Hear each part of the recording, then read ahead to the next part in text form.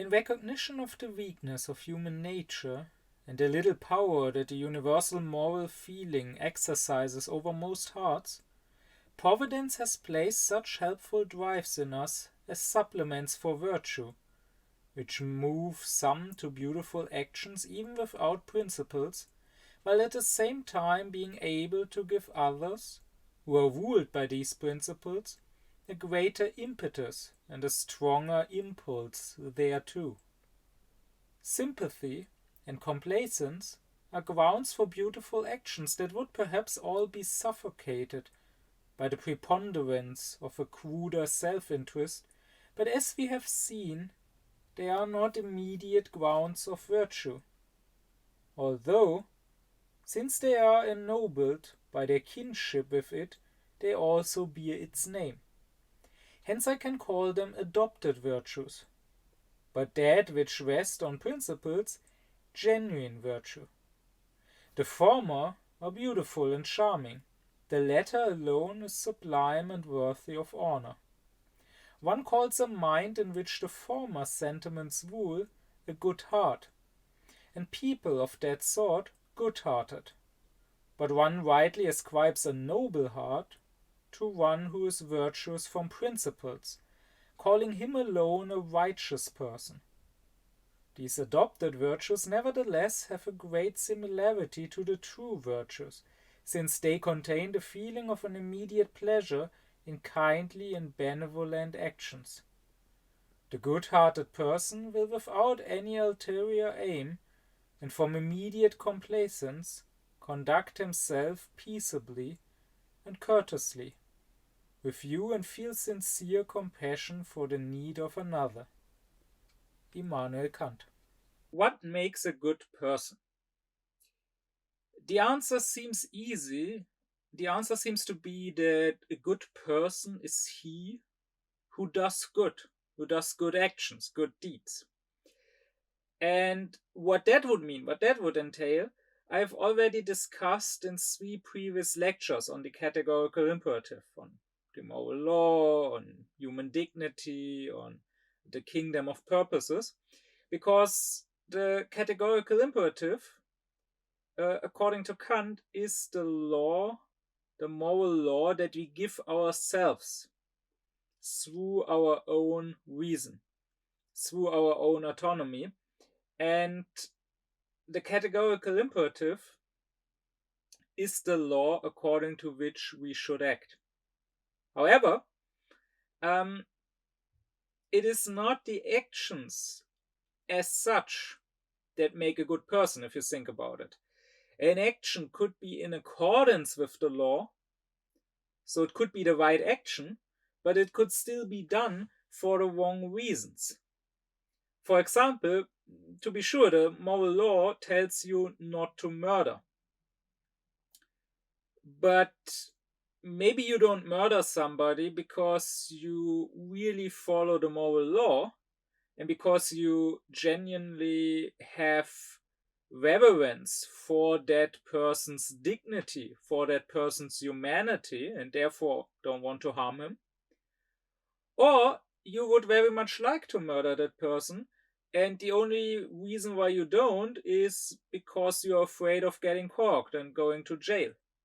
Clearly, in both cases, you are doing the same action, the action which is dictated by the moral law, but you are doing it for very different reasons. And in the second case, you are just refraining from murder for selfish reasons, but you would do it if you thought that you could get away with it. So clearly, you are not a good person.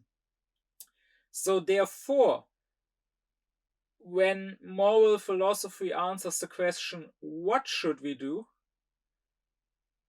Which, again, Kant does with the categorical imperative, it has not yet answered the question, what makes us a good person?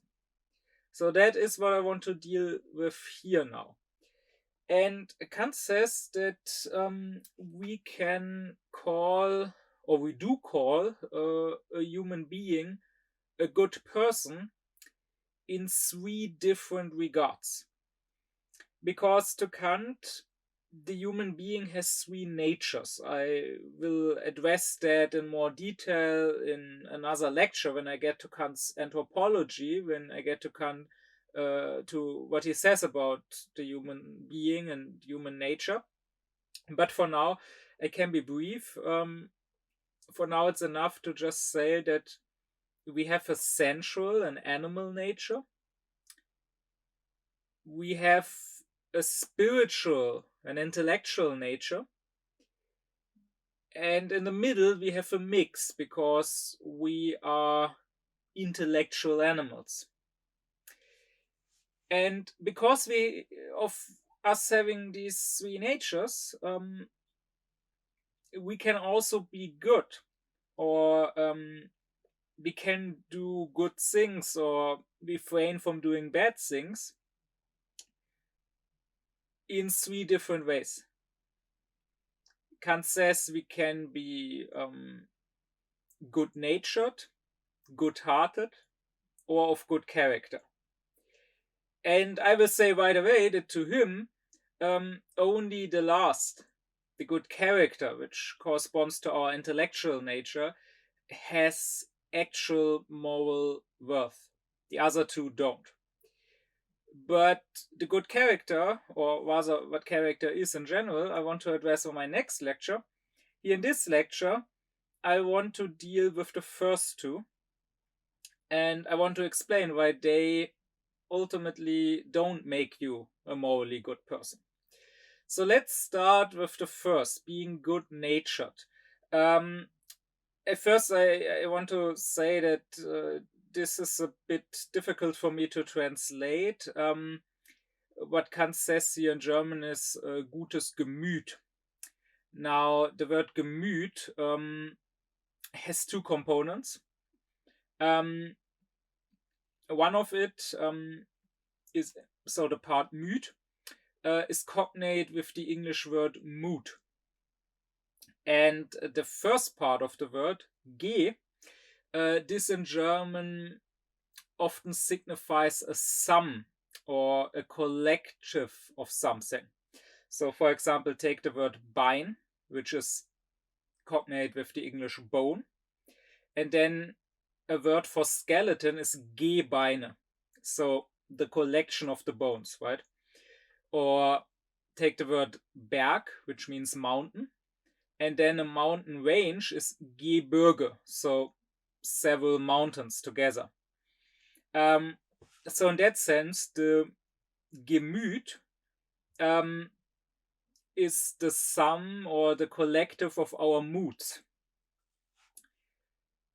It's often translated as mind, I think, but mind is more about what we are thinking. It's more intellectual, right? While the Gemüt is actually more about what we are feeling. It's more emotional. We have a corresponding adjective, which is gutmütig, so having a good Gemüt.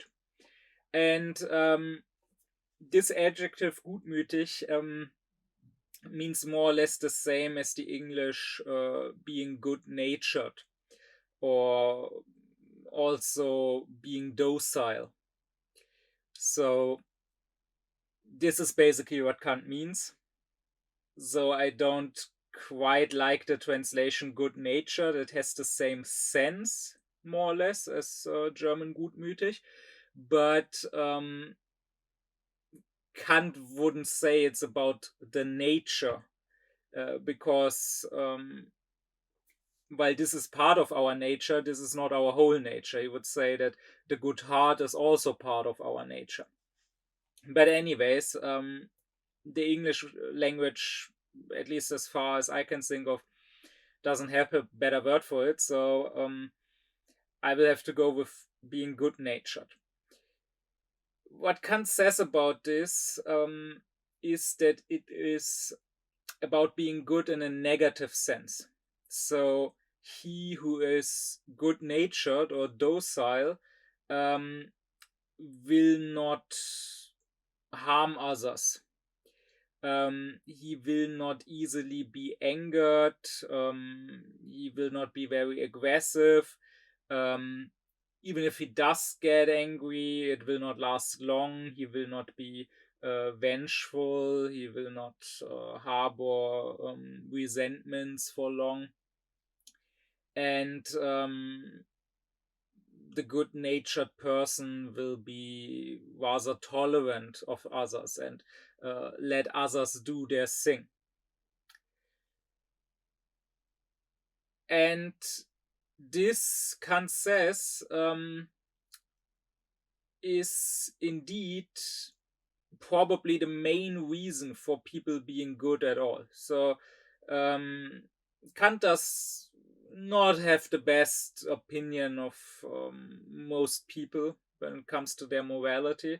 Um, you often find Kant criticized nowadays for having a too high opinion of human beings. You hear people say, "Oh, this morality of Kant's, it's too much. He expects too much. Human beings are not that good." But they don't understand that Kant is not saying, when he describes what morality is, he's not saying that human beings are like this. Like, maybe there's no one who can reach Kant's standards of morality. He's just saying how they should be. And the should is not affected by the are. But as for how humans actually are, Kant doesn't have the best opinion of most, and he says that most people are good in the negative sense, that is, not doing evil, not causing harm, but not out of principles, not out of actual morality, but rather out of weakness. Simply because they don't have any strong drives to do evil. Which reminds you of Nietzsche and his critique of slave morality. There's this famous passage or parable in Nietzsche of the lambs and the predatory birds. And the birds come again and again and steal away a lamb to eat it. And so the lambs say, "Oh, those birds, they are evil. They're evil predators, while we, the lambs who only eat grass, who don't harm anybody, we are the good ones." And of course, the lambs are indeed not harming anybody, but not because they are so morally good, but just because they are lambs. That's just in their nature. They just happen to be that way. And they happen to be too weak and to have no strong drives to harm anyone. But they are deluding themselves and being self-righteous if they think that this is something they should be praised and applauded for. If they were predatory birds, they too would probably kill and eat lambs and not be vegetarian. So this is also why Kant says that having a good Gemüt, so being good-natured, being docile, while it makes one, let's say, a harmless person, a person that is more easy to be around with, a person that is more easy to deal with, rather than somebody who has a bad Gemüt, who is easily agitated, it is without moral value because it is just our nature. It is not something we decided for ourselves to be that way. It just so happens that we have a nature that makes us more harmless. Also, what Kant criticizes here, not just is not your own merit, but rather it doesn't lead to moral actions necessarily, even. Because one problem is that he who has a good Gemüt, he who is good-natured, he lets everything and everyone be, and he tolerates everything and everyone, meaning he doesn't just tolerate the good, he also tolerates the evil.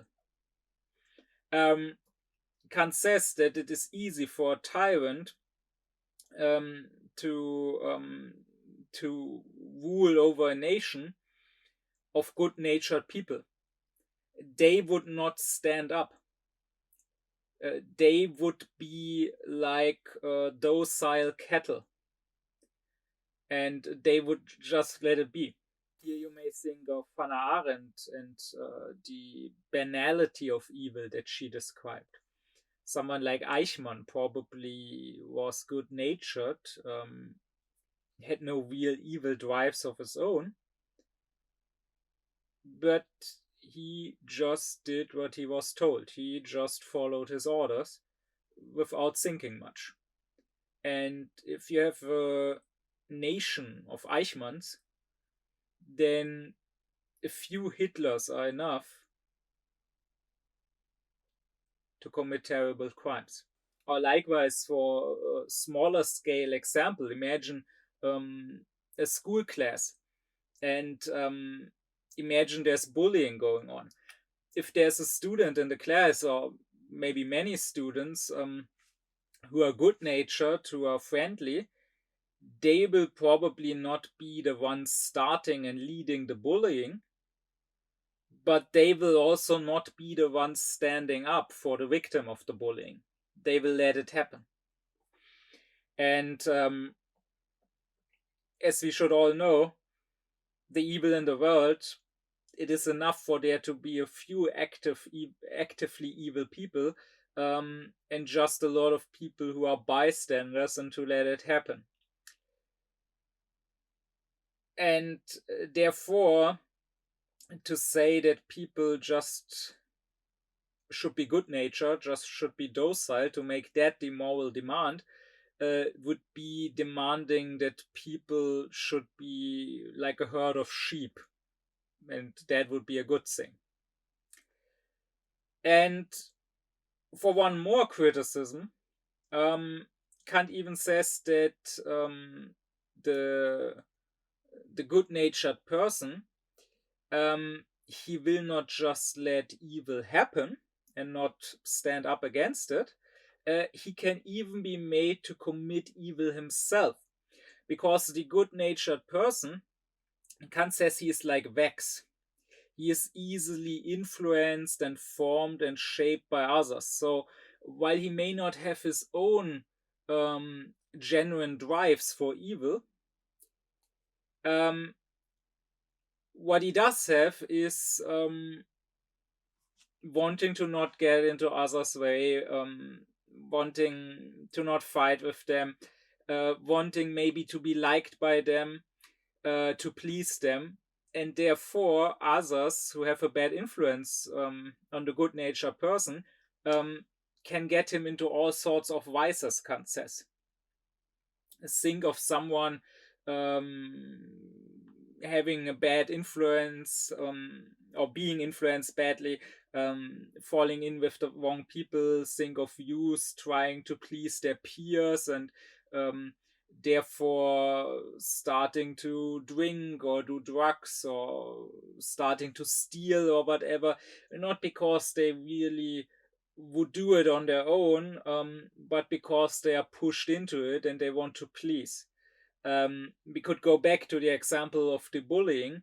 The good-natured person would probably not start the bullying in the class, but not only would he not stand up against it, if a popular kid is bullying someone else, and everyone is joining in, the good-natured person might also join in without thinking much about it. Kant gives a concrete example, and that is the Roman Emperor Nero, who has often in the past been held up as one of the villains of history, especially from the Christian perspective. And Kant says that Nero was not a villain because he really had evil drives. Kant says that by his nature he was good-natured, he had a good Gemüt, but he was a weak person, and he was someone who wanted to be liked and to please, and that made him get into lust, get into cruelty, and turn evil. So that is why this good Gemüt, is not what really makes a moral person to Kant. Which leads us to the second regard, in which we might call a human being good, and which is also what I mostly want to talk about here in this lecture, and that is the good heart. The good heart, Kant says, is positively good. So while the good Gemüt, being docile, just won't actively harm others, the good heart will actually help others. Having a good heart, according to Kant, means feeling with others. And feeling with others, to him, has two components. Feeling their pain, compassion, and also feeling their joy, which I think is a nice thought. In German, we have the word Mitleid for compassion. So Mitleid literally means suffering with someone. So Leid is suffering, and mit just means with, which is also basically what the word compassion means, right? Compassion comes from Latin, and passion also means the suffering, or Leid in German, and con means with, together, like the German mit. And then in German we also have the word Mitgefühl. Gefühl is feeling, and again, mit is with, so feeling with somebody. And in the regular everyday language, Mitleid and Mitgefühl are often used as synonyms. But to Kant, Mitgefühl is sort of an umbrella term, which includes Mitleid. So feeling with others includes compassion, feeling their suffering, but it also includes what he calls Mitfreude. And Mitfreude is not a normal German word, unlike the other two, which Kant didn't make up, which are regular words that everyone uses. But Mitfreude is not a word you usually hear. But Freude means joy. So having joy with someone, as opposed to Mitleid, suffering with someone. And again, Kant says that both together constitute Mitgefühl, feeling with someone. While Mitleid translates to compassion, I'm not really aware of there being a proper English word that would translate Mitfreude, having joy with somebody else. It is, however, something you will find in some ethics, like in Buddhist ethic, for example, where you have karuna, which is the compassion, caring for someone who is suffering, who is in pain, and where you have mudita, which is exactly what Kant calls Mitfreude, so being happy for somebody else. And as Kant says, you can have compassion only with the weak, only with those in pain. You cannot feel compassion with the strong ones, with those who are well off, but you can still feel this Mitfreude, this joy for their happiness with them. Kant would also say that the umbrella term, Mitgefühl, feeling with others,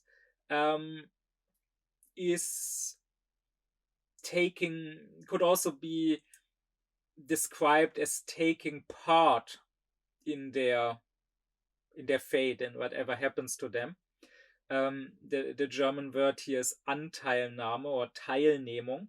Teil meaning part, nehmen meaning to take. So take a part, take a share in what they are feeling. And this Teilnehmung, this taking part with others, this is very important to Kant. I made a lecture about Kant's sympathetic method, and in that lecture I explained that sympathetic is not the best translation probably, because in German it's teilnehmende Methode. It's a method that is about taking part together with others, not just disregarding their opinions as wrong, but rather taking part together with them in the, well, in the grand quest for finding the truth. But Kant would stress that while feeling with others is a form of taking part, it is not the only form of taking part in others' fate, in what happens to others. Because you can take part in their fate because of your feeling when you are good-hearted, but you can also take part in their fate because of you thinking and reflecting about it. If you have a good character, both will lead to similar actions, to helping others who are in need, but the actions will have a different source. And that to me is very important to stress, because nowadays you often get these nihilistic cynics who, when you talk about morality, will say, oh, there is no such thing as morality, it's every person for himself, and we are all selfish, that's just evolution, everyone is out for himself. And those people who talk about morality, they are just deluding themselves, or they are just faking it, they are as selfish as everybody else. And then they will usually point out, oh, you self-proclaimed moral people, you don't really have compassion with everyone. You don't really care for all the homeless people that are right now out there on the street freezing, maybe, or you don't really care for all the poor children in the world starving. You don't really care for all the people dying in wars right now, being bombed or shot right now. And the thing is, they are right if we just look at compassion. So, if we just look at a form of partaking that is based on feelings, because we cannot possibly feel for everyone, for all 8 billion people. We may feel for what we see. So if I see a specific starving kid, or a specific kid being bombed and burned alive in war, I may feel bad at that suffering. But the abstract knowledge that right now there are so many people being killed, starving, freezing, whatever, doesn't cause me an immense heartache. Which is not a bad thing, Kant would say.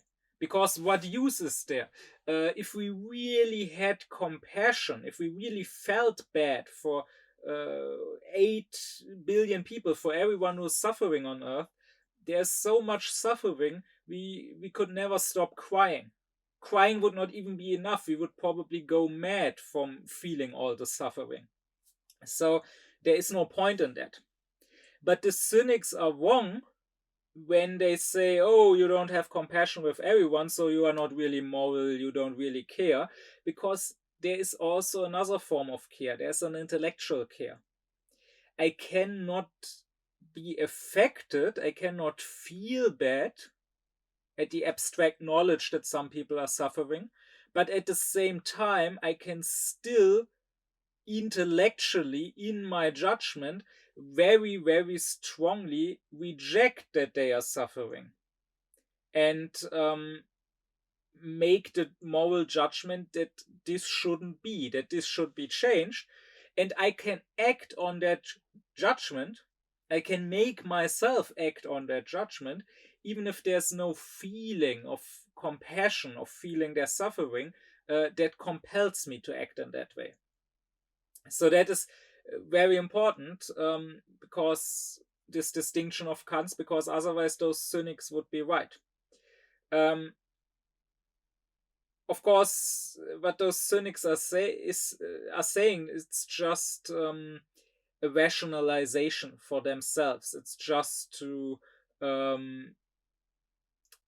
silence their own conscience, because they are telling themselves, okay, I might be an egoistical asshole, but it's okay because everyone secretly is an egoistical asshole. So I'm really not worse than other people. In fact, I'm even better because at least I'm an honest asshole, while those who seem to be moral, they are hypocritical on top of being egoistical. So they are really worse than me, even.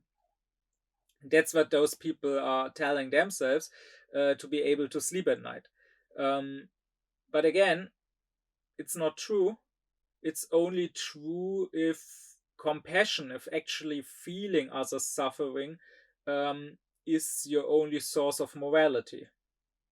But it doesn't have to be, and it shouldn't. We can have an intellectual insight into what should happen, what should be done. And if those cynics have that insight and still don't act accordingly because they don't have a corresponding feeling, then they act contrary to their own insight, and that precisely is what makes them guilty.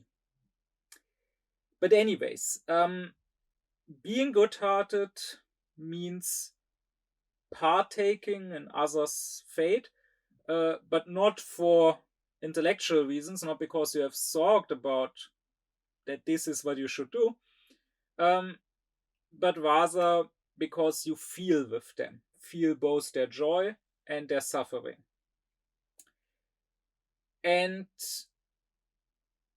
this makes you humane, Kant says, which to him is the opposite of cruelty. So if you had an evil heart, you would be cruel. You would enjoy others' suffering, while when you have a good heart, you are humane.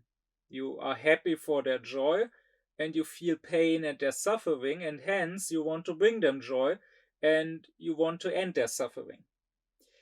And the explanation for the word humaneness is not always completely consistent within Kant's writings and lectures, because at some point he says, we call this humaneness because this type of goodness is what is specifically human.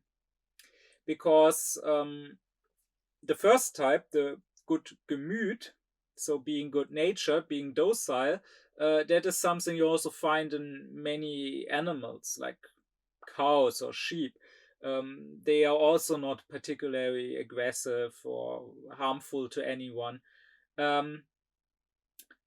And then the third type of goodness, being good for intellectual reasons, being good based on your own principles, having a good character, that you would also find in a pure rational being, that you would also find in God. But this humaneness, this good heart, you find only in a mixed being like the human being, because it's based on the one hand on a feeling, so on us being sensual beings, being beings capable of suffering ourselves, of feeling pain.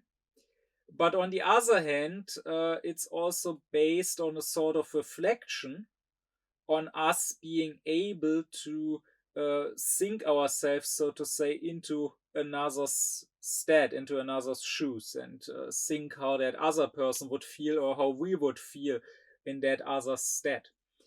And that's, Kant says, why we can call this quality or this supposed virtue humaneness. However, in contradiction with that, there's other passages where he says that being good-hearted and being compassionate and helping others based on mere feeling is something that can also be found in some animals. But if that's the case, if that's what Kant is thinking, then I don't see why it would be justified to call this humaneness in particular, because then it would not be a specifically human quality. But be that as it may, this good-heartedness is, I would say, what most people nowadays understand by morality. We live in an age that, if it cares about morality at all, is obsessed with empathy. That seems to be like the most fashionable moral word nowadays that is thrown around. You're always supposed to have empathy, to feel for others, to be compassionate. And while Kant does say that compassion or feeling with others is the most beautiful, the most noble of our affections, it is still in the end just an affection. It is still in the end just a feeling, and it doesn't really come from us. It's not something we chose, but rather it is just in our nature. And therefore, just like having a good Gemüt, so having a nature that doesn't actively harm anyone, having a nature that wants to help others is not really something that we can be praised for. It's not our own merit. And Kant would say that really, in the end, it's just a lucky coincidence, lucky for the other people around us, whom we may help out of our good-heartedness. There could also be an unlucky coincidence. We could have an evil heart and we could be cruel. And really, the good-hearted person and the cruel person, one is not morally better or worse than the other. Sure, their actions have better or worse consequences for other people, so other people might rather want to be around good-hearted than around evil-hearted, rather be around humane than inhumane and cruel people. But their inner moral value is really the same, because both are in the end selfish, because both are acting based on their own feelings and based on what brings them happiness. It so happens, if I'm good-hearted, that it brings me happiness to end others' suffering. And if I'm evil-hearted, it so happens that it brings me happiness to cause others' suffering. But both are just acting for their own happiness. The compassionate person is just helping somebody else because he himself feels bad when he sees that other person suffering. He wants to end that bad feeling by ending that other person's suffering.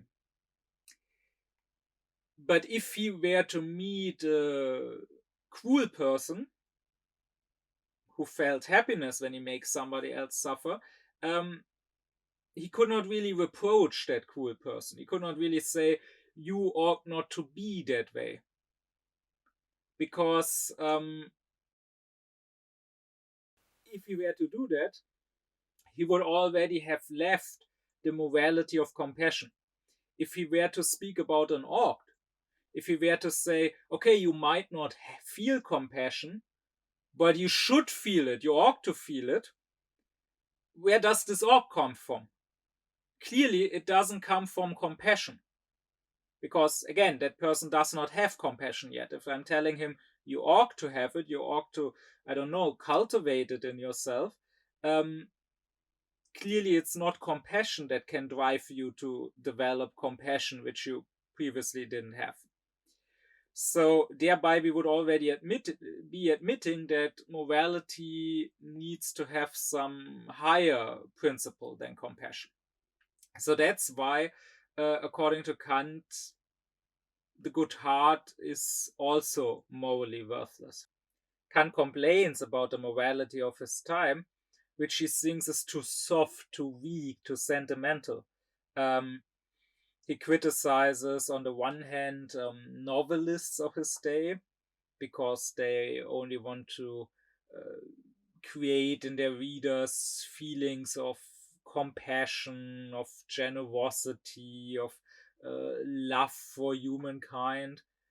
And he also criticizes the priests, the preachers of his day, uh, because they, as Kant says, they are degrading the dignity of religion by not preaching about the duties people have to be moral, um, to act with conscience, but rather by only stressing how the poor are suffering and starving, and by only trying to steer people's emotions, to make them cry, to make them have compassion and act out of the goodness of their heart.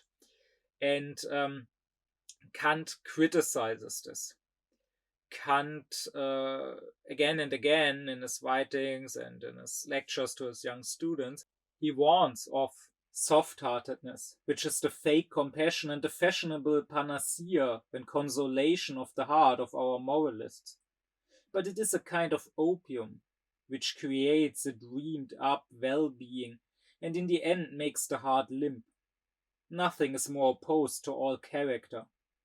One has to bend the stiff neck under the yoke of duty. There is no virtue but in the valiant heart, and no valiant heart without the power of principles. And this gives me an opportunity once again to address the harmony between a lot of what Kant says and a lot of what Nietzsche says. I've said before, I get asked sometimes, oh, how can you like both Kant and Nietzsche? Aren't they so opposed? Aren't they in contradiction with each other? Isn't Kant stressing the importance of morality and moral duty so much, and Nietzsche is criticizing morality? Well, I agree that the cliches of Kant and Nietzsche are very much opposed to each other. And you cannot be a Kantian and a Nietzschean um, in the sense these words have in the minds of most people at the same time. I agree with that.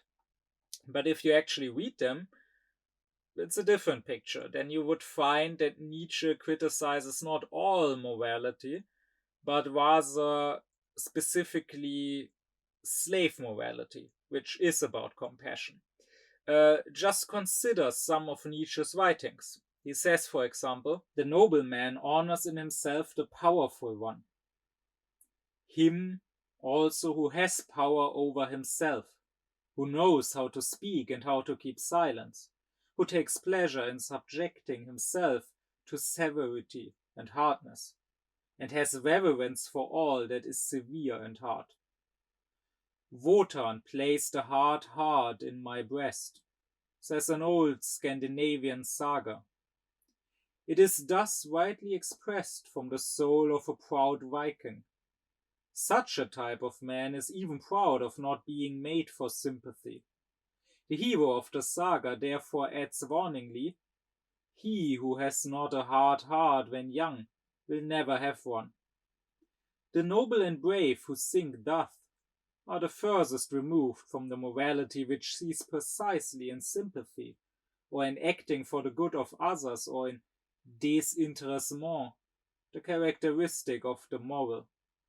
Faith in oneself, pride in oneself, a radical enmity and irony towards selflessness belong as definitely to noble morality as do a careless scorn and precaution in presence of sympathy and the warm heart. It is the powerful who know how to honor. It is their art, their domain for invention. And in another passage, Nietzsche says, "A man who says, 'I like that, I take it for my own and mean to guard and protect it from everyone,' a man who can conduct a case, carry out a resolution, remain true to an opinion, keep hold of a woman, punish and overthrow insolence, a man who has his indignation and his sword, and to whom the weak, the suffering, the oppressed, and even the animals willingly submit and naturally belong. In short, a man who is a master by nature. And such a man has sympathy well. That sympathy has value. But of what account is the sympathy of those who suffer? Of those even who preach sympathy? There is nowadays, throughout almost the whole of Europe, a sickly irritability and sensitiveness towards pain, and also a repulsive irrestrainableness in complaining and effeminizing, which, with the aid of religion and philosophical nonsense, seeks to deck itself out as something superior. There is a regular cult of suffering, the unmanliness of that which is called sympathy by such groups of visionaries is always, I believe, the first thing that strikes the eye. One must resolutely and radically taboo this latest form of bad taste. And finally, I wish people to put the good amulet Gay Saber, gay science in ordinary language, on heart and neck as a protection against it. I think you can get a sense here that Kant and Nietzsche are much more in agreement than is usually thought. It is Schopenhauer who forms the bridge between those two. Schopenhauer, who has the audacity to consider himself the only one true Kantian, it is Schopenhauer who is in disagreement with them both, who is a proponent of a weak, soft, animal like compassion and rejects all true morality. But as for Kant, not only is the compassion morally worthless to him because it ultimately just comes out of our nature, not our own will, it ultimately is just a form of selfishness. No, he even believes that for several reasons, compassion and basing morality on compassion is quite dangerous. For one, very often compassion actually doesn't lead to good actions. It only leads to whining and complaining and feeling bad. So people who are overly compassionate may cry many tears for the suffering of other humans, but precisely that may actually make them incapable of actually acting and actually doing something good in the world. And sometimes it's those who are the most compassionate, the most good-hearted, who, when it comes to that, don't act morally. I think of friends I have whose mother, it's a Kurdish family, it's a nice, sweet Kurdish lady who is very friendly to everyone. Who, when I'm invited, she would always care for me as her guest. She would always insist on cooking and so on. And she is very compassionate.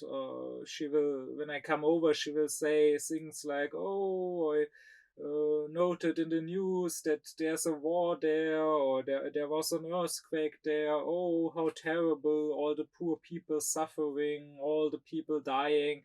That makes me cry." But once one of her sons witnessed a robbery, like on the other side of the street, and she very strongly told him to not go and report to the police as a witness. These immigrant families, there's a lot of instinctive distrust for the police, and there's the belief that even if you have done nothing wrong, it's better to stay away from the police and not get in contact with it at all. Which surely has its reasons and is not entirely unjustified, but still, the point is that for all her compassion, for all her feeling bad about people who are suffering, here she was trying to prevent her son from doing his moral duty. And in this, Kant is very untimely in his morality, because opposed to what is preached nowadays in this age of the glorification of empathy, Kant would say, if someone is suffering and you can't help him in any possible way, then even if it is your best friend, turn your back and walk away. Don't waste your time feeling bad. That way you are just doubling the suffering in the world. Nobody is helped. If there's one person suffering and now you too, as a second person, are suffering because of it, rather walk away, go somewhere where you can do something good and do actual good actions. And before someone will reject that as being too cold, being too rigid, and before someone might say, but can't you still console your friend at least? Why would you walk away and turn your back? Well, consoling would be doing something, right? Kant would not be opposed to that. Of course, there could be situations like, let's say, your best friend has a deadly illness and you can't cure him, but maybe you can be there at his deathbed to make it easier for him. That's of course okay. Kant is not against that. But if you really cannot possibly help someone, not even by, while not taking the actual suffering away, making them feel better about it, um, then Kant says there is no use in burdening yourself with it and making yourself suffer, torturing yourself with it, but rather then you should walk away. A second issue of compassion is that not only does it not necessarily lead to good actions, it can also lead to a sort of self-righteousness, because people can confuse their own feelings of sympathy for others with actually being good. So they can tell themselves, oh, I'm so full of compassion, I'm suffering so much when I see others suffering, so I must be a good person. Even while they are probably not doing anything to help others who are suffering. And here Kant would say, no, it's not your inner feelings of compassion that make you good, but rather a truly good person will actually do good. He will actually try to improve the world. He will actually do something to change things for the better. And this I find is a very common problem.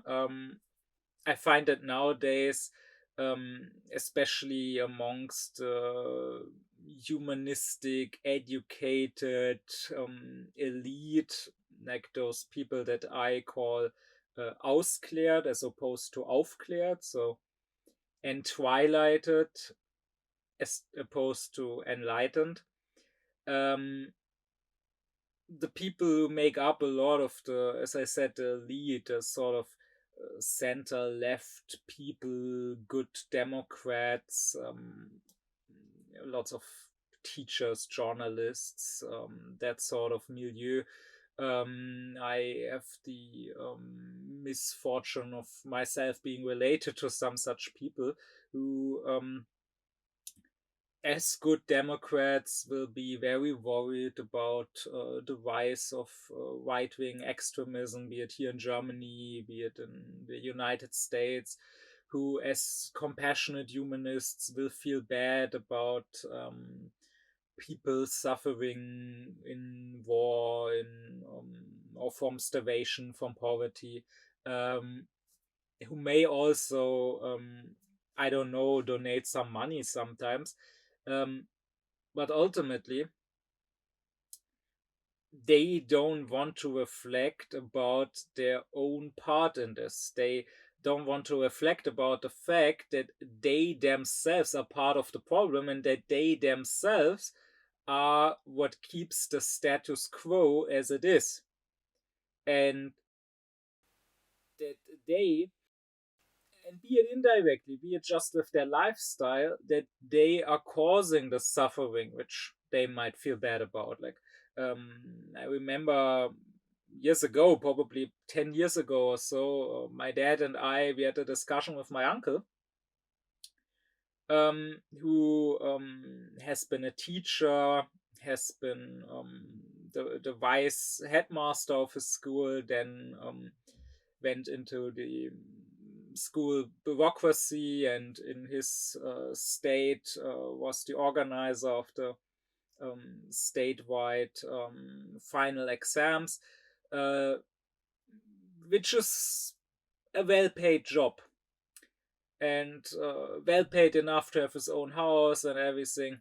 And in that discussion, it was about him being part of the upper 10%, and he would not accept that. He would completely reject it. He would say, no, no, I don't belong to the 10 richest percent. I'm middle class. Now, I think this is a, I don't know how bad it is in other nations, but I think it is a specifically German illness that everyone wants to be middle class, and everyone lies about being middle class or deludes himself about being middle class. It doesn't matter how rich you are. Like our now gun Chancellor Scholz, in some interview, he was asked about being rich, and he was like, "No, no, I'm not rich. Of course, you are rich if you're the federal chancellor of Germany. There is simply no way to not be rich. Even if you just had the um, monthly income that you get as a chancellor, uh, even that is more than some people make in a year. And you probably don't have only that monthly income. You have lots of side incomes. So clearly he is rich. Maybe he's not a billionaire, to be sure. There are richer people, but he's still rich if he's chancellor. And likewise, our new chancellor, Merz, there's an infamous interview where he was asked what part of society he belongs to, and he said, "Well, I guess I'm upper middle class." The guy owns 2 private jets. He has his own airplanes, but he thinks he's upper middle class. I guess I must be only lower middle class because I don't own any airplanes. I don't even own a car. Um, so I don't know. This might be a specifically German thing that everyone wants to be middle class and no one wants to be rich. There's a sort of rejection of richness. But the point is that, of course, my uncle belongs to the upper 10%. The issue is just that people, when they hear upper 10%, they only think of the upper 1% or even 0.1%. Like they think of billionaires, and then my uncle probably thinks, oh, I'm not Elon Musk or Jeff Bezos, so what are they talking about? I'm not rich. Um, but upper 10% doesn't mean being a billionaire, of course. It means if we take 10 random people, you will be the richest out of them. 9 of them will be less rich than you. And I mean, him as a teacher and vice principal and bureaucrat, you would just have to think, well, compared to, I don't know, the hairstylist or the bus driver or the cashier, I probably am more wealthy than those. And it's those kinds of people who, again, they are good, compassionate humanists, caring about the state of the world, but then they will mindlessly go onto a big cruise ship, not thinking about how much it ruins the climate. Or they will mindlessly board a plane and go on vacation to Namibia, which is what my aunt did recently, uh, who also is rich because she's a now retired physician, also with her own house, even 2 houses. Uh, and this is, of course, something, I mean, flying in general in this unnecessarily flying into vacation in this day and age of the climate crisis is already enough to make you an evil person. Now, if you are, as a German, flying to Namibia of all places for your vacation, I find that kind of especially perverse. Um, but that's the point, that this part of society, um, these people, they have no self-reflection about their actual actions. Are we actually doing good in the world, or are we probably causing more harm than good? They just go, oh, I feel bad about people suffering, so that's enough to pat myself on the back and think that I'm a good person. And this also goes, Kant says, for the feeling of regret, which to him is a big delusion. It's a quite useless feeling to beat yourself up over having done something wrong. Um, Kant would say, if you did something wrong, try to make it right now. And the point is not, of course, you may have done something wrong and you may realize it later, and in an intellectual sense regret it. That is, tell yourself, oh, I shouldn't have done that. That is normal. I mean, I'm not pretending that I am completely holy, that I've never done wrong or bad or evil things.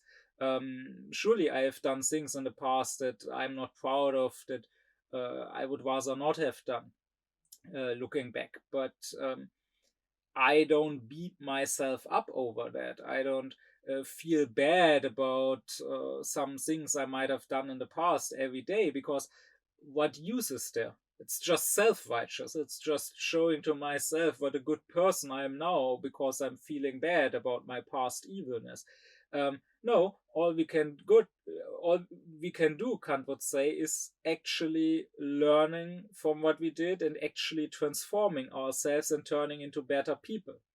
So Kant often talks about people on their deathbed when they are visited by the priest, which probably is not so relevant nowadays anymore. But back in Kant's day, of course, that was how it went, or how it was supposed to go, right? People were supposed to not just die randomly, but um, to be on their deathbed, and the priest would come and talk to them and give them the last sacrament.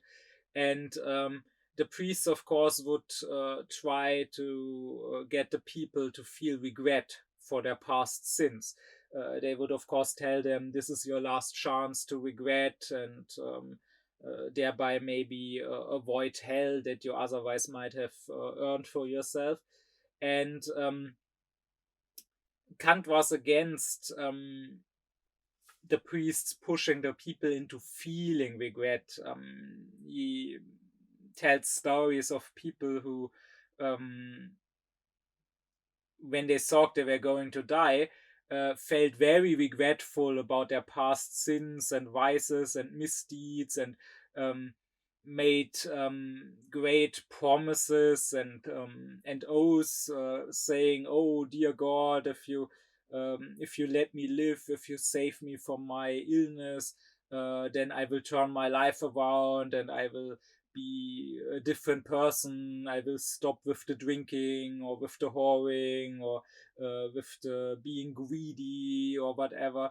And Kant says, it turns out very often when such people do miraculously get better and do keep living, that as soon as the sickness is not affecting them anymore, they forget their previous feeling, they forget their great oath, and they keep living just as sinfully as they lived before. And so Kant's advice is that the priest should tell people not to wallow in self-pity and in feelings of regret and tell themselves, oh, now I'm so regretful, so now I must have become a better person. But rather, the priest should tell people, do whatever you can still do to undo your bad deeds. Of course, not everything can be undone. Like if I killed a person, I cannot bring him back to life. Um, but let's say I once stole, or I once committed fraud and took money from someone, then it's really useless to now feel regretful and beat myself up over it. But rather, if I really turned into a better person, what I would really do is try to find that person whom I robbed or whom I tricked, and to give him back that money. That's what we should do. We should always try to do good actions, and we should always try to undo our bad actions if we can. And if we can't undo that specific bad action, we should at least try to do better next time. Of course, Kant does acknowledge that compassion leads not only to useless whining and not only to self righteously patting yourself on the back for being such a good person because you feel compassion, but rather that it can produce actual actions that the moral person would also do. But even here, um, he says that this has no real value, or that this is dangerous because, um, as a feeling, compassion is part of our sensuality. And as I explained in other lectures, sensuality to Kant means receptivity. We are sensual beings insofar as we receive impressions from something, insofar as we are affected by something, right? The intellectuality is spontaneity, the intellectuality is self activeness, meaning we are intellectual when we ourselves bring forth something. So for our actions, that means when we determine our own actions, when we act morally because we thought and reflected about it and understood that this is a good action or this is an evil action. But we act sensually when we are somehow affected, when there's somehow some feeling being caused in us, and that feeling drives us to act in a certain way.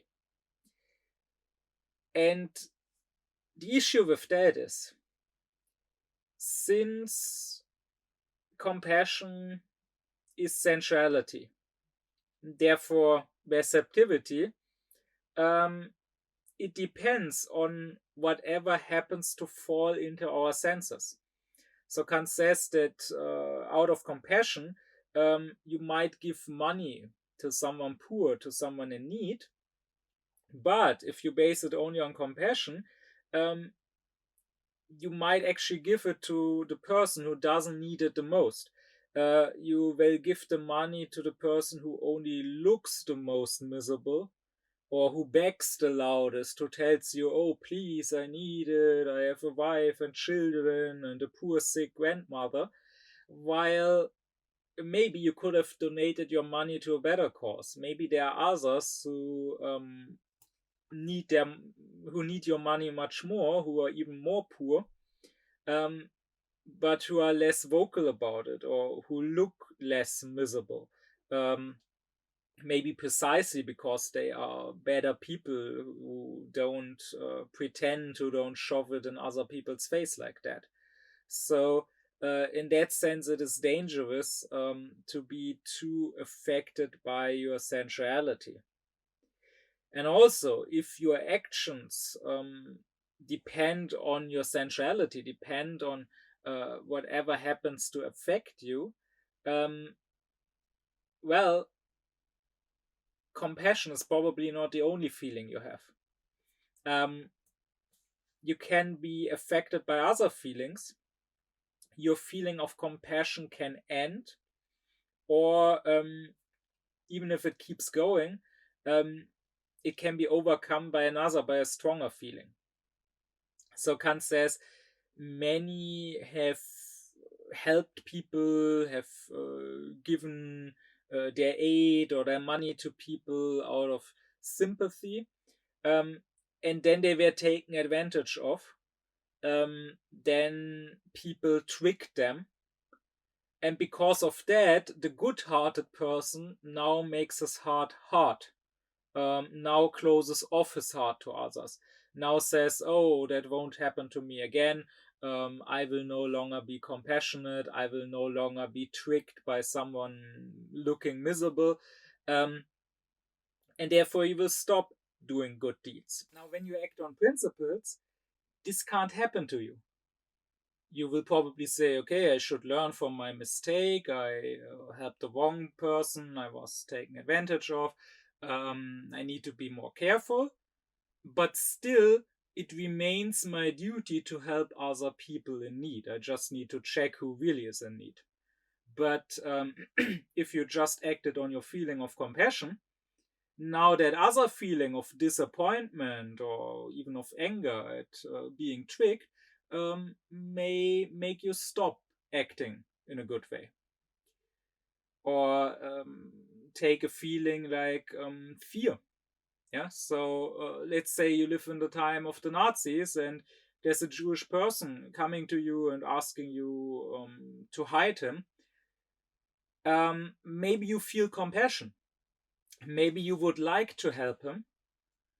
But at the same time, you also have that other feeling of being afraid for your own life. And that feeling just happens to be stronger and to trump your compassion. Then you would turn that Jew away. You would probably feel bad about it, but you would still turn him away, selfishly saving your own life. While again, if you acted on principles, you would say, this is my duty, I have to do this. The problem to Kant is that to those who base morality on feelings, there is no duty. So I act morally if I feel like it, but since it is not an ought, it is not my duty that I have to do, I can always justify to myself making exceptions. I can always justify to myself not acting morally in a given situation when I'm not feeling like it. The fact that compassion belongs to our sensuality, our receptiveness, also means that it cannot possibly last, or that we cannot possibly feel it all the time. As Kant says, some people can easily be brought to tears, but nothing also dries as quickly as tears do. Because, again, intellectuality, thinking, means I'm self-active. I myself create something. So I can bring forces thought, or when it comes to actions, I can form for myself a principle according to which I want to act. And then as long as I decide to, this stays the same. I can hold on to that thought. But I cannot possibly hold on to a feeling, because the feeling is caused from something else, not from me. I'm not autonomous, I'm heteronomous here. Think of the faculty of cognition for a moment and of the sensations we might have. Let's say you are eating something sweet. You will now taste the sweetness while you eat it. Maybe the sweetness will also linger in your mouth a little longer, but eventually it will be gone. You cannot possibly taste sweetness forever. You need, since it's essential, you need that actual affection.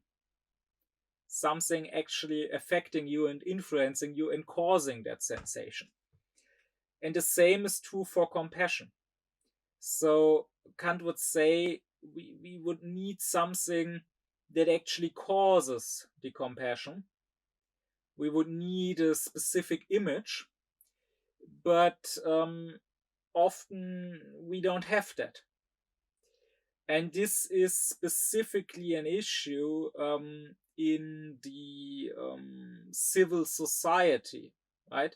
So Kant says that for savages, compassion might be enough for good actions, because there is not so much to do here. There aren't that many moral issues. Like maybe as a savage, you are on a hunting trip and you find another human being who fell down into some hole and broke his leg.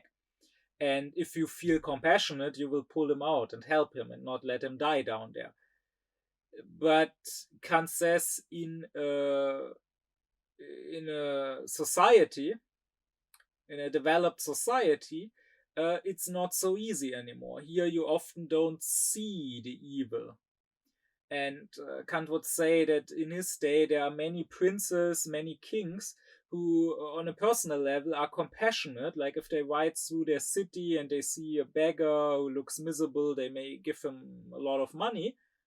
But at the same time, Kant says they start and organize wars as if they were hunting trips, because here they don't see the suffering they cause. They could think about it, they could reflect on it, but they don't directly see the thousands that die pointlessly just because they started a war. And what has been true for Kant's days, for the society he lived in, has only become more true. The big evil um, is usually an evil which we can't directly see. This again leads us to Arendt's concept of the banality of evil, which is mainly just about mindlessness, about people thoughtlessly doing something and not thinking on what they are doing there. Like she mentions that Eichmann, who organized the Holocaust, was not without compassion. There was one single instance where he actually himself witnessed people being killed, where he was somewhere at the front and people were pushed into a hole that was dug up, and then the soldiers just took their guns and fired randomly into the hole full of people. And when Eichmann saw that, he couldn't look at it. He he felt sick, and he himself said that he couldn't see blood. He could never have been a physician because of that. But the thing is, as long as he sat on his desk and at his desk just filled out forms and just organized the whole logistics of the Holocaust, even though on an abstract level he knew what was happening, where those Jews that he was putting onto trains were going, he wasn't seeing their suffering directly, and so he didn't care. And the same, I think, is very much true today, right? Most people would probably not actively torch and burn a forest, but they have no problem stepping into a plane, even though on an abstract level they know full well that we are in a climate emergency and what flying by plane is doing. Or most people would probably not actively starve or take away the water from people in Africa. Um, but that's not what they are thinking about when they are in the supermarket and buying some cornflakes from Nestle. Um, or most people would probably not actively enslave and exploit people and force children to work for them. But then they are shopping for new clothes without thinking about who probably made those clothes back in Bangladesh. So if you really, in this world and this society we built, if you really want to not just be friendly to your neighbor or whatever, but really want to do good or really want to refrain from bad, if you want to boycott companies or states that do evil, um, this cannot just be based on compassion. This must be based on you thinking about it and having firm principles. And again, those tears that can so easily be caused, they can also easily dry up. And I think we can see that in politics, if we consider the last few years, that a lot was based on feeling, and precisely for that reason didn't last. Like if I just reflect about the politics here in Germany over the last years, surely in other states it's a bit different, But here, for example, we had very huge climate protests when in 2019, when Greta Thunberg was at the height of fame and got lots of attention. There were thousands upon thousands, even millions of people striking for the climate, being affected in their feeling. But now, we recently, some months ago, had a federal election, and the polls before the election showed that over 90% of people were climate change deniers. Now, of course, most of those would reject that name. Most of those would claim they are not climate change deniers. Um, but that's even worse than the actual conspiracy theorists and climate change deniers. Those people who pretend, even to themselves, to believe in climate change, but who actually don't. Because in the polls, people were asked what is the most important issue in this election, and the majority said it's immigration. And then I think the second place was economy, and then I think war with Muscovy, so security. And I mean, that's wrong, right? This is not a matter of opinion. This is a matter of scientific facts. If you believe that there's any issue that is more important in an election right now in the 21st century than the climate emergency, then whether you admit it to yourself or not, you are essentially a climate change denier.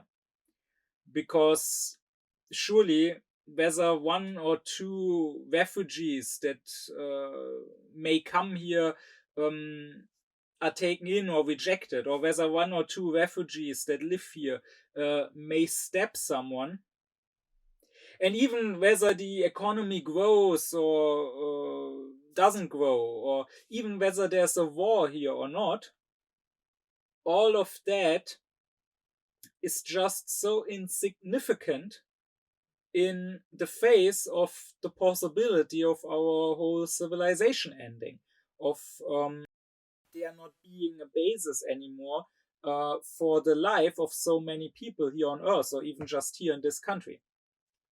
So the issue is that people um, just go by feelings, just go by what they are hearing on the news and the media, and this is of course fleeting. After a few weeks, after a few months, there's a new topic, and if they are just influenced by that, they can't hold on to a true conviction. Likewise, the refugee issue. So in 2015, when many refugees were coming here, we spoke about Willkommenskultur, so the culture of welcoming. I mean, to be sure, even back then there was a lot of racism here, and it was probably a minority that really welcomed refugees. But still, it was a sizable minority. There were people welcoming refugees at the train stations, applauding them. There were people going to refugee camps to teach German without being paid or anything, just as voluntary work. And of course, there are still certainly people doing that, but the numbers have dwindled. And nowadays, suddenly refugees have become the single biggest issue. Um, Simply because, especially over the last year, there was a lot of reports about refugees stabbing people. But of course, refugees are not the biggest issue of Germany. They are not even amongst the top 10 issues. I mean, sure, one or two refugees may stab someone, and sure, that should be like any stabbing, whether by refugees or by native Germans, that should be prevented. The police should do something about that. But the fact of the matter is that our economy is going down. Rents are going up to insane levels. No one can afford paying their rent anymore. Um, People will not be able to live when they are old. The whole retirement and pension system doesn't work anymore. It won't pay enough when they are old. There's of course the environment, the climate issue, again the single biggest issue. There's the security threat that Moscow is posing. There's the war in Ukraine. um, Even when you just look at people dying, I mean, people getting stabbed by refugees is not the main cause of dying. It just gets blown up in the media, but it really is not something that happens every day. What does happen every day is 8 people dying in traffic accidents. What does happen, not every, but every other day, is a woman dying because she gets killed by her ex or by her current partner. So clearly, this is not the main issue. Like, this is just not something you are allowed to have an opinion on. This is about facts. But if you are just affected by your sensuality, by whatever happens to fall into your senses, into your eyes or your ears, then as long as something is talked about a lot in the media and there are lots of talk shows addressing it and so on, and there's a lot of noise being made, then you will be influenced by it. Or last example, the war in Ukraine. At the start of the invasion, there was a lot of shock here in Germany, and there was a lot of solidarity. Again, people caring for refugees, people donating money, and so on. And now, however, that shock has, of course, vanished. We have gotten used to it. Okay, there's a war going on in Ukraine. That's just one of the things that happen in the world. And there's a lot of fatigue about it. There's a lot of people who just don't care anymore. And again, if you had firm principles in all these matters, you would say refugees have human rights. In fact, the right of the refugee, the right to belong to a community at all, as Hannah Arendt pointed out, is the most important human right of all. Because, as she said, as long as you belong to a state, even if you are a second class citizen, as long as you are a citizen, you have some basic rights and some basic measure of security, and you have the ability to fight for your rights. You can try to become an equal citizen and no longer a second class citizen. But if you are completely outside the system, if you don't belong to any community, to any state, if you are just superfluous, then you don't have any human rights. You don't even have the right to have rights, because that is what citizenship is. It is the right to have rights, and it gives you the ability to fight for your rights.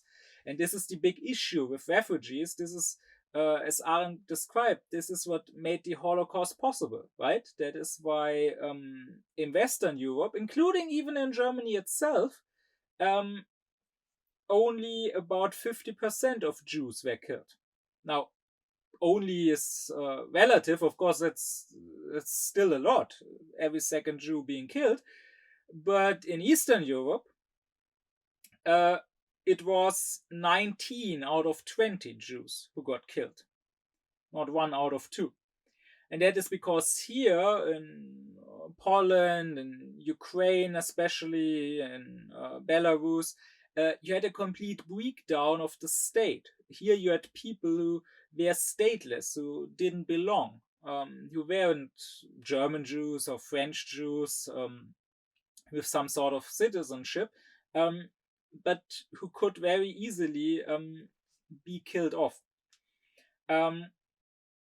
Genocide to really work, it's hard. Even if you want to, even if you are the Nazis, it's hard to genocide your own citizens. What does work easily is genociding people who don't belong, who have no citizenship, who are stateless. which, by the way, is exactly what we are seeing right now in Gaza, right?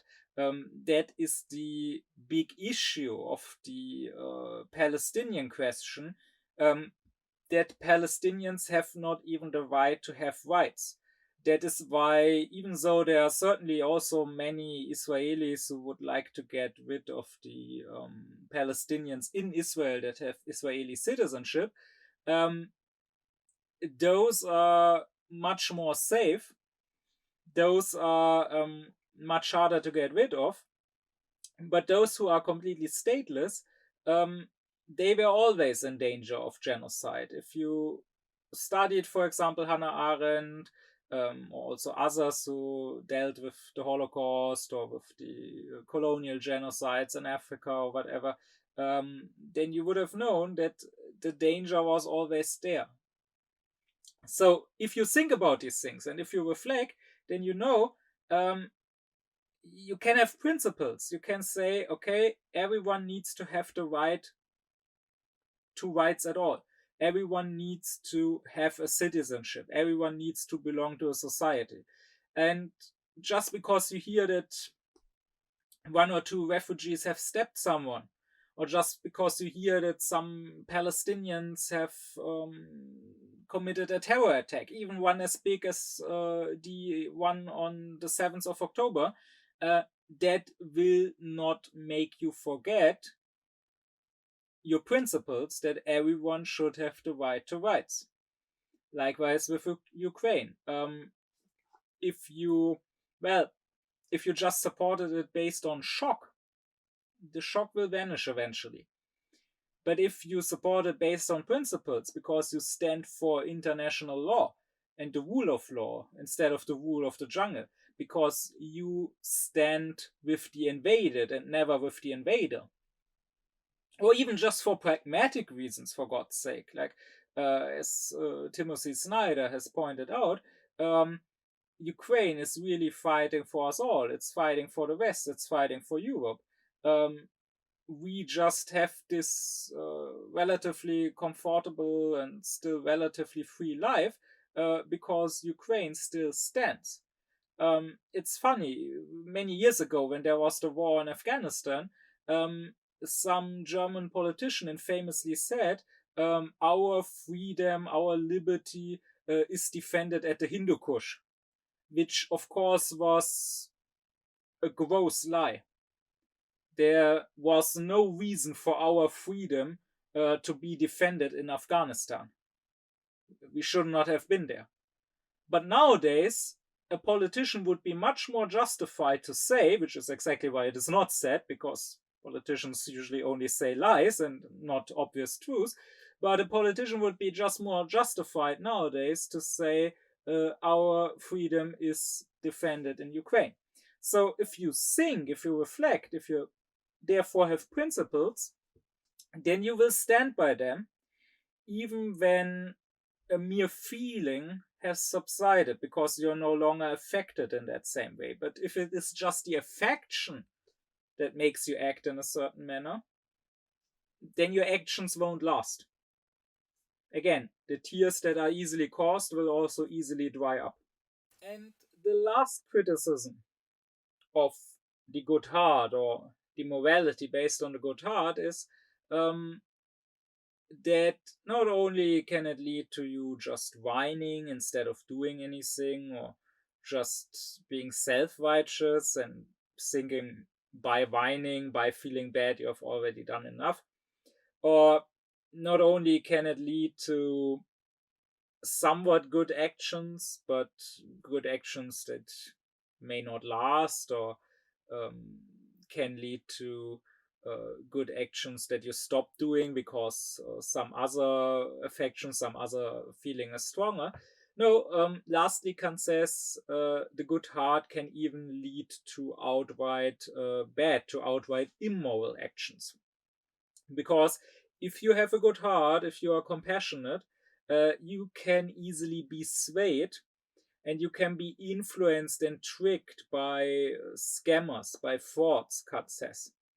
You will, for example, be swayed, once again, to, let's say, give your money to someone who looks especially miserable, even though maybe he's just pretending to be in need. And Kant gives the example several times of a judge who, according to him, should be just and not compassionate, which is not the same thing. Because if he has too much compassion, that may actually make him unjust. Because imagine someone who's rich has lent money to someone else, and now that other person has not given the money back in time, as the contract said, and now they go to court. This would be a very clear case. If the judge is just, he will say, you need to pay him back his money. It was not gifted, it was just lended. But if he is a compassionate judge, then that person might cry and act very miserably and say, oh, but I'm poor, I can barely get by, and I have poor children, please don't make me pay back the money, it will ruin me.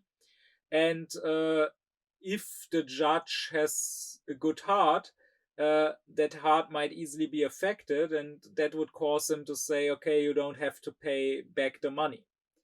But that would essentially mean that the judge is robbing the guy who originally lent the money, because it is his money. He deserves it back. That is what the contract said. Doesn't matter if the other person is more in need. It is still unjust to force that one guy to essentially gift away his money. And Kant says, which I think is a very nice remark, Kant says if the judge really wanted to be compassionate and to help the poor guy while also being just, then why not pay that money out of his own purse? Like, he could say, as a judge, I must rule that you have to pay back the money. But as a compassionate human being, I will pay it back myself from my own private money, so that the guy who lent the money gets his due, gets what is justly his, but you can also keep the money and don't need to ruin yourself over this. And this is not such an unrealistic scenario. Just as I was writing about this for my book on Kant, I had in my class one participant, because I give online classes on Aufklärung here in Germany, and I had one participant who told of an acquaintance she has, who had told her a story. He had seen some guy being robbed, I think on vacation, some guy standing in a queue, and someone had pulled out his money from his pocket. And that acquaintance had not done anything about it. He had clearly seen this guy being robbed, but he hadn't stepped in. And he justified that by saying, well, that guy, he looked well off. I think he didn't really need that money. And on the other hand, the thief, I'm sure he wouldn't have stolen if he hadn't needed it, if he hadn't been poor. So he probably needed that money more. And I can only say this acquaintance of my participant must be a completely evil person, rotten to the core. How dare he so self-righteously decide who needs the money more? It is simply wrong to steal. It is simply unjust. The money justly belongs to the person from whom it was stolen. And here you can easily apply the categorical imperative, as I talked about in the lecture on the moral law, the categorical imperative. which tells you that your maxim, according to which you are acting, should be fit to be a universal law that applies to everyone and according to which everyone is acting. So you would just have to ask this acquaintance of my participant, what if someone were stealing from you? What if someone were pulling your money out of your pocket? Um, and the third person would observe that. Would you want that third person to step in or not? And he probably would want that third person to step in. He probably would not want to be stolen from. But then, how can he decide for that other person um, that it is okay, that he doesn't need that money? And here, as Kant says about the judge, if this guy was really a good person, and really believed that this thief was poor and in dire need of money and therefore forced to steal, then why didn't he step in and prevent the robbery, but give the thief his own money? That way he could have been both just and compassionate at the same time. But clearly he didn't do that, because he is not really a good person at all. What he said was probably not his real reason for not stepping in. It was probably just some later justification and rationalization. It was probably just not his compassion for the thief, but just his laziness and his lack of regard and reverence and of simple care for the person being stolen from. And besides, this example also very clearly shows how wrong and even how ridiculous any sort of consequentialism is. So, any sort of morality that tells you that you should look at the consequences of an action. Because you can see here that you never truly know the consequences. Like this guy told himself, oh, the letting the robbery happen will have better consequences than preventing it. The thief needs the money more, but really he couldn't know. Maybe the thief is poor and needs the money to survive and is forced to steal, sure, and maybe his victim is indeed rich and doesn't need that money. But also maybe the victim is actually poor. Maybe that was the last money which he had in his pocket, and now he has nothing. Maybe on the other hand, the thief doesn't need it. Maybe the thief will only use that money for drugs or whatever. You don't know that. So you should rather go with what you do know, and that is that stealing is wrong, and you should not let it happen if you see it happen and if you can prevent it. But that is Kant's point, that we can be swayed if we are basing our morality only on a feeling of compassion. We can be swayed to let something unjust, something immoral happen, or to even aid it, to even take part in it. And I said previously that he who has merely a good Gemüt, who is merely good natured and docile, will not stand up against evil, because he has no strong drives, no strong inclinations for doing so. But it can also happen that he who is good-hearted will not stand up to evil. And in this case, not because he has no positive drives to do so, but he has probably actually negative drives that keep him from doing it, because maybe he feels bad about stepping in. Like, I know of people who feel bad about telling others of their mistakes, who feel bad about telling others, you shouldn't do this. But sometimes this is necessary. This is a problem of this modern morality that we have, the slave morality, this morality of sensitivities that you mustn't hurt, of giving people their safe spaces, of not triggering people. Well, if your friend is getting addicted to drugs, taking the drugs away might hurt his sensitivities. It might trigger him. It might make him unhappy on the surface. but maybe it's the better thing to do rather than give him even more drugs to make him happy. If your friend is getting into a toxic relationship, maybe you should warn your friend that this relationship isn't good for them, even if they may not like to hear it. And I know people, however, who are too compassionate, who feel too bad about causing the slightest bit of discomfort to others, and therefore would rather let those others suffer way bigger discomfort. I know people who, to express it in a slightly extreme way, but I know some people where I have the feeling they would even refrain from telling a concentration camp guard, hey, what you are doing there is wrong, you should stop, just so they don't hurt that guard's feelings. So that is why Kant is not a fan of compassion or of a morality that is based on compassion.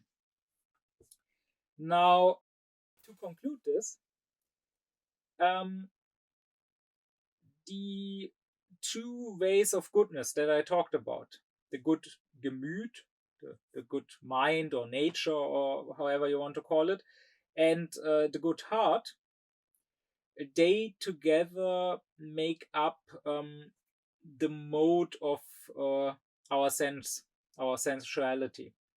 While the good character, which I didn't address so far, makes up the mode of our thinking, Kant says. So he has these two words in German, Sinnesart and Denkungsart. And the word art means something like kind or species, but it can also mean the mode of something or the way of something. So Sinnesart would be the way of our sense, and Denkungsart would be the way of our thinking.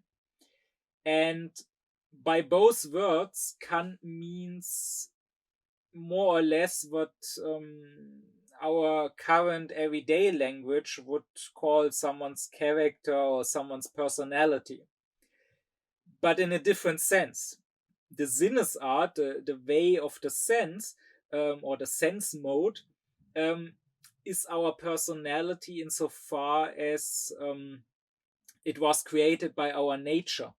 So something like our temperament, if someone by nature is more inclined to be open and extroverted, or to be more introverted, if someone by nature is more inclined to be very calm, or is more inclined to be easily agitated and to get angry easily. That is, Kant says, what nature makes of us. While the Denkungsart, the mode of thinking, the actual character, is our personality insofar as it hasn't been shaped by our nature or maybe also by our socialization, but rather this is what we make of ourselves. And you could say that when it comes to the outside, when it comes to the actual actions that we do, he who has a good mode of the sense and he who has a good mode of thinking um, can look similar. It might even be hard in many situations to tell them apart, because their actions would be the exact same. Because if someone has both a good nature and a good heart, so if their way of sense as a whole is good, then they will pretty much in many situations act as a morally good person should. Kant would say that the good-natured, the docile person does not start conflicts, while the good-hearted person gets into other people's conflicts and tries to end them. So if you are both together, you act like a good person. For Kant, we have two types of duties. I will talk about those in more detail in a future lecture. One are the duties of justice or the duties of rights that are more negative, that are more about not hurting others' rights, so not killing, not stealing, not raping, and so on. And the others are the duties of virtue, the imperfect duties that are more positive, more about helping others in need. And you could probably say that if someone is good natured, then he has no strong drives to harm others' rights and to do unjust actions. While if someone is good-hearted, he does have strong drives to help others. And so, therefore, if you have both, if someone overall has a good mode of sense, that would mean that he usually does both his duties of right, his perfect duties, and his imperfect duties, the duties of virtue. And again, acts like a good person would, but not for the right reasons. Because the right reason should be not that nature doesn't compel you to harm others' rights or that nature does compel you to help others, but rather the right reason should be your own insight that this is the wrong thing to do and therefore you don't do it, and this is the right thing to do and therefore you do it.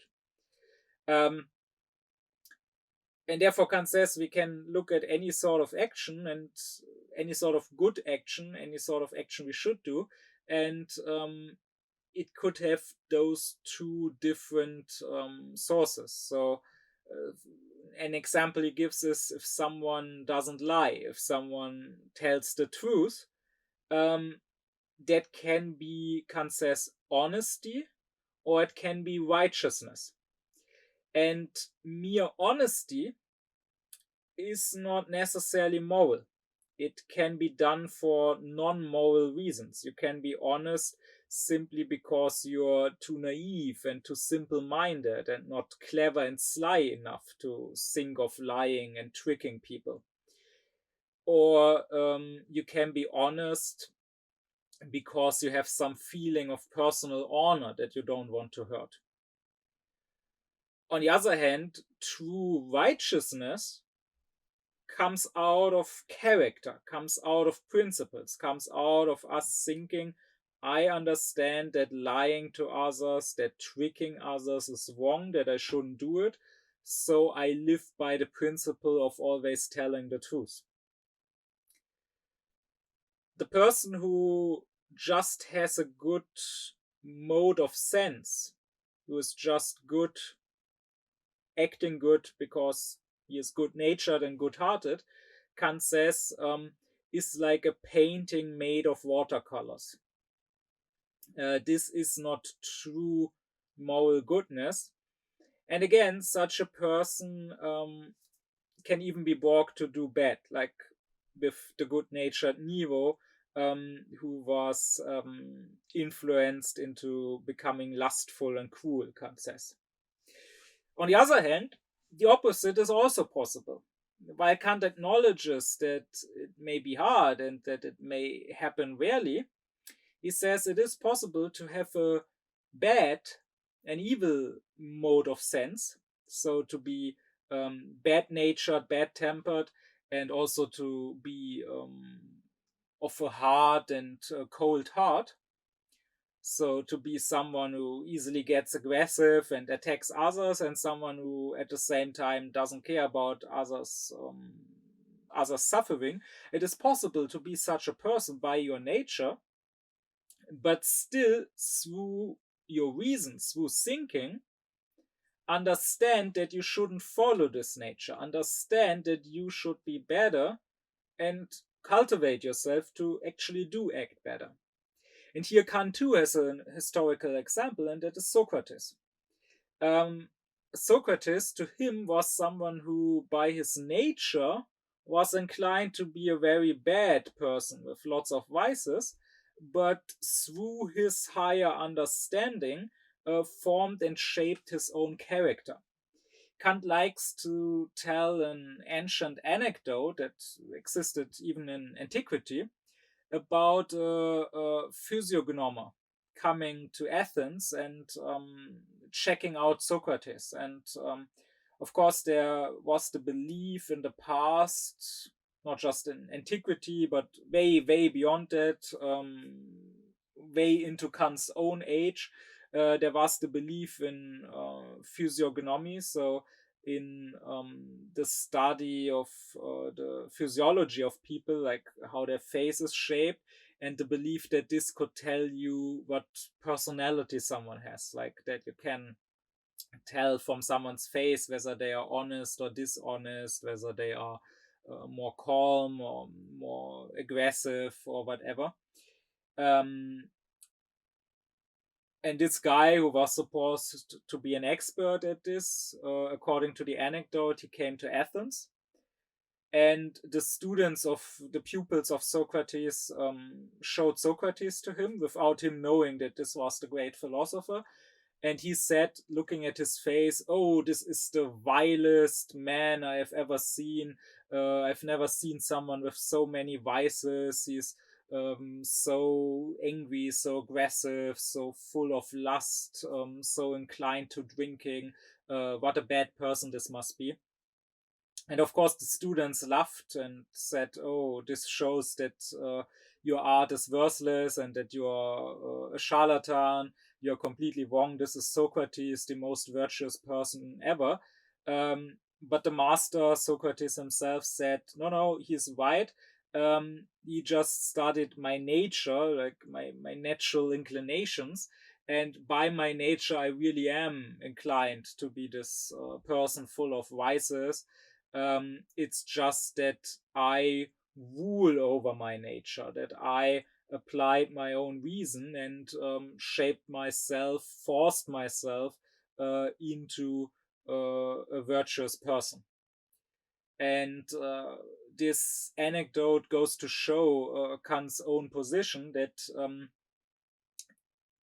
while the mode of the sense may cause some outwardly good actions, and may make it easier to be good if you have a good mode of sense, or also may make it so that people who aren't truly good still act in a harmless or even in a helpful manner, and therefore still are somewhat good for society. Ultimately, it is not this mode of sense which matters. It is not your Gemüt, your nature, and not your heart which matters when it comes to morality, but rather it is your own rational insight. It is the principles you set for yourself. It is your character. So your thinking mode, your personality, not insofar as it was created and shaped by nature, but your personality insofar as you yourself created and shaped it. And I want to end illustrating this by one, I think, striking example. An example I take from an article in The Guardian by Omar Bartov. Omar Bartov is an Israeli historian of genocide, of the Holocaust, one of the leading experts in the subject, who for quite a while now, just like other experts in the subject, has been saying that yes, Israel is committing genocide in Gaza. Um, of course, this is the same issue as with the climate, right? We live in an age of Ausklärung where everyone thinks that his opinion is just as good as everyone else's, including the experts, and where people just spit on scholarship and spit on science and simply don't care what actual experts have to say.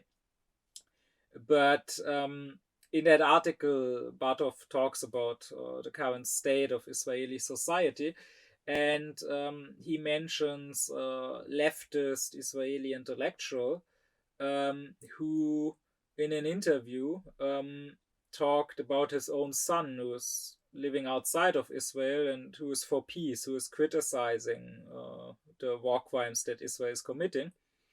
And this leftist guy says about his son, Offer says that for him every child is a child, no matter whether he is in Gaza or here. I don't feel like him. Our children here are more important to me. There is a shocking humanitarian disaster there. I understand that, but my heart is blocked and filled with our children and our hostages. There is no room in my heart for the children in Gaza, however shocking and terrifying it is, and even though I know that war is not the solution. I listen to Mao's Inon, who lost both his parents, murdered by Hamas on 7th of October, and who speaks so beautifully and persuasively about the need to look forward, that we need to bring hope and to want peace, because wars won't accomplish anything, and I agree with him. But I cannot find the strength in my heart, with all my leftist inclinations and love for humanity. I cannot. It is not just Hamas. It's all Gazans who agree that it's okay to kill Jewish children, that this is a worthy cause. With Germany there was reconciliation, but they apologized and paid reparations. And what will happen here? We too did terrible things, but nothing that comes close to what happened here on the 7th of October. It will be necessary to reconcile, but we need some distance. Now, this disgusting statement comes from an Israeli leftist, so you can imagine what those more to the center or even to the right are actually saying right now. It's of course disgusting for many reasons.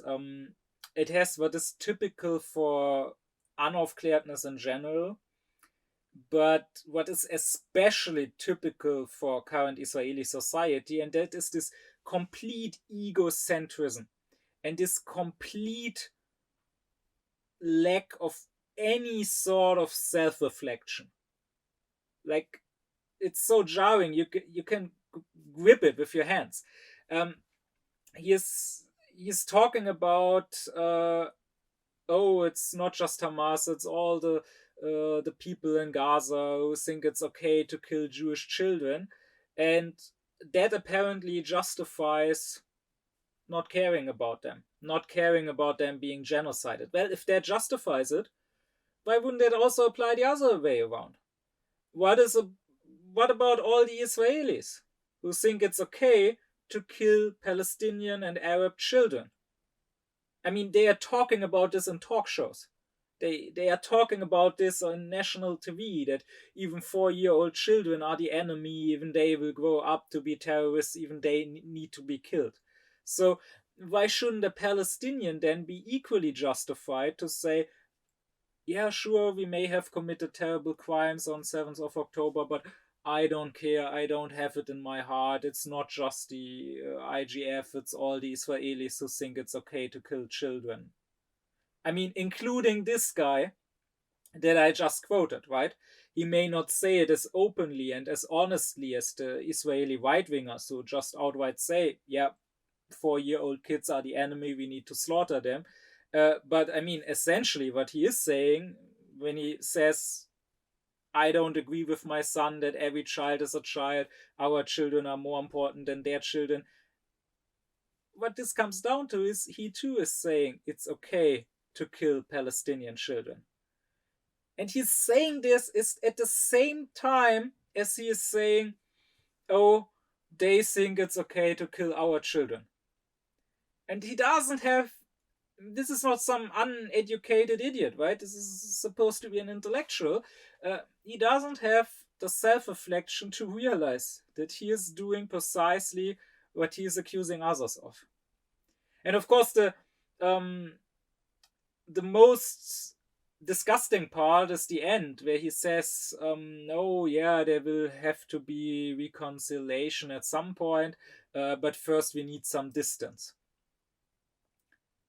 Well, I suppose there are maybe some Palestinians in Gaza who would also like first some distance before they reconcile and make peace.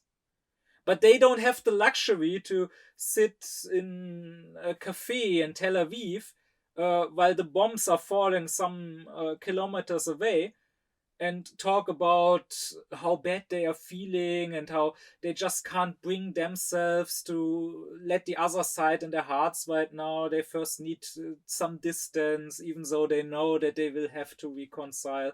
They don't have that luxury.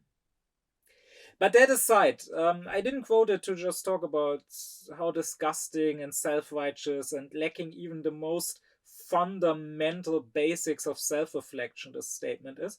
No, my point is that he keeps talking about his heart being closed off, him having no place in his heart for the Palestinians. And see, this is my point. He says this is despite his leftist inclinations and love for humanity.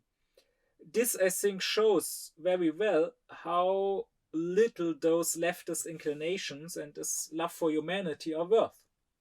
If all your morality is just based on compassion, on love for humanity, it is always possible that something extreme happens. And I'm not denying that the 7th of October was extreme and traumatizing for Israelis. And I'm not denying that it was a massacre and a war crime, what happened there. But if you only base your morality on compassion, it only takes one extreme instance and you will forget all about it. You will throw it all overboard. And this is precisely why, or at least it's one of my reasons, I also have other reasons, why I always kept my distance to the left and why I disagree with the left and its morality. I have, of course, been accused in the past by right-wingers to be a leftist. And to be sure, anyone who is not a complete asshole and scumbag will seem to be a leftist. I mean, the right-wing position is usually just how can we possibly be the biggest assholes in any given position, whether it's about refugees or about the climate or about Ukraine or Gaza or about racism, about black people, about women. It's just how can we possibly be the biggest assholes and make life the hardest for others, and then that whatever that is our position now. That's usually what being right wing comes down to. So, of course, if you're not an asshole, you will often be confused for a left winger automatically. But one issue that I have with the left is its lack of principles, is that it is usually driven by this morality of sensitivities, by compassion, by empathy.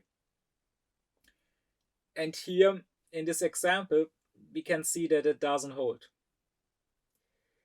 And I mean, the guy himself, right? He says that I know better. I agree with Enon, with what he says. It is beautiful.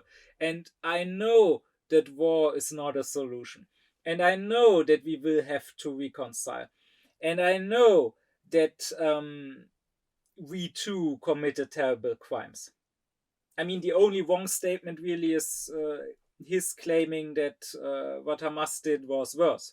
Clearly, Israel committed much worse crimes. I mean, here you can go with the Holocaust survivor Gabor Mate, who has said that whatever you can accuse Hamas of, multiply it by 1,000 and you still won't have the crimes that Israel has committed. But that aside, the guy is generally right in what he's saying, right? But then he says, but still I don't have it in my heart. And I'm sorry, but this is just the most pathetic thing you can say.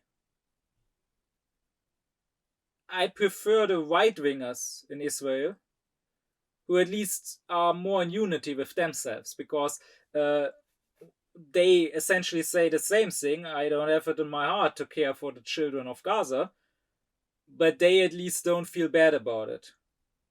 They think it's right and justified this way. So in that sense, they are more honest. with Kant, what we can reply to such a person is, okay, maybe you don't have it in your heart. After the 7th of October, this is even understandable from a psychological standpoint. But you are not just a psychological automaton. You are not just ruled and caused by how you are sensually affected. You are a rational being. And you yourself admit that you have rationality, that you have rational insight, that you can use your reason to think about what would be good and what would be evil. And you yourself admit that you understand what is happening right now is evil, and that the good thing to do would be something else. And yet you don't follow your own insight. You don't follow your own reason. You act irrationally. You let yourself be ruled by your feelings, and therefore you are not free. Right? Here you can go back to my lecture on what is freedom and on free will. To Kant, freedom is not, as I explained there, doing whatever we desire, because we should question, where does this desire come from? Is it really my desire, or is it nature's desire in me? No, freedom is not doing whatever we may desire, but rather freedom is following our own concepts of good and evil.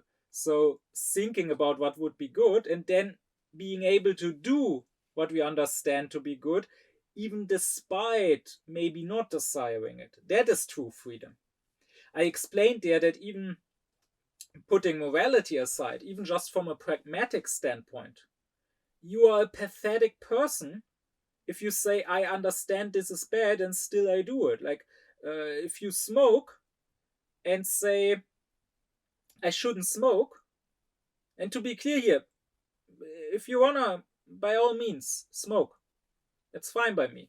But then you should embrace the fact that you are smoking. Then you should, as my dad would always tell smokers, being a smoker himself, if you are going to poison yourself, at least do it beautifully and with a clear conscience. You can smoke if you want to smoke, sure. You can also die early if you want to die early. I mean, maybe living the longest possible life is not the one thing we should go after. I mean, there's this joke, right, of this guy going to the physician and being asked, do you smoke, do you drink, do you have sex? No, no, no. And at the end, when he says how healthy he is living, he is asked, yeah, okay, but when are you being alive? When are you enjoying life? So, okay, by all means, smoke if you want to smoke. But then smoke because you want it. But if you're a person who says, oh, I should stop smoking, it is bad for me, and still keep smoking, then you are not free. Then you are being pulled by that desire instead of directing yourself, governing yourself through your own reasons, through your own rational insight. And the same is true here for this leftist. All his politics is just based on a feeling, on love for humanity. And so if someone turns that feeling off by hurting him somehow, like Hamas did, then suddenly he stops being this leftist. Suddenly he stops caring for humanity. This is pathetic. This is beneath the dignity of a rational being. And this is what Kant's morality is about. Have dignity. Have enough dignity to rule yourself and follow your own insight into what is good and evil. And I know that this is a very untimely thing to say. This is very much against the zeitgeist. And I know many who listen may probably find it too harsh or maybe also unrealistic. And many will probably claim, oh, this is just venomism. You yourself also aren't better, and Kant also isn't better. If something really bad happened to you, then you would also forget your principles. Like I know this from other discussions. For example, when you talk about the death penalty, and there are people who say, "Oh, there should be capital punishment for child rapists," then when you argue against them, they like to say, oh, you are against it now because you don't have children or because nothing happened to your children. But if your child were raped, you would also forget all about that morality bullshit and you would want that person to suffer and die. And the answer to that is, okay, maybe. I mean, who knows? Who really can know themselves well enough until they have been in that situation? And obviously, I don't wish neither on myself nor on anyone else to be in such a situation as to find out.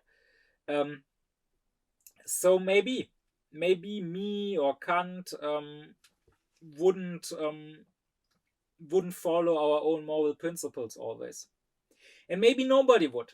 Maybe for every human person, there's some breaking point that he could probably reach. Maybe, but what does that matter? This is about what morality commands us to do, not what we actually will be doing. As I already said in the lecture on the foundation of morality, there is this naturalistic fallacy that starts from an is, saying the world is so and so, and from there tries to deduce a shall. Therefore, we ought to do this. So that would be saying, okay, everyone has some breaking point where he stops being moral. Therefore, it is okay to not be moral always. But that's a fallacy. If everyone has this breaking point and no one can be truly principled, it doesn't mean that Kant's morality is wrong. It means that something is wrong with us. It means that every single human is ultimately not good, but evil. Okay, maybe that can be your opinion, but that doesn't make this moral principle as such wrong. It just means that we all fail to reach that principle.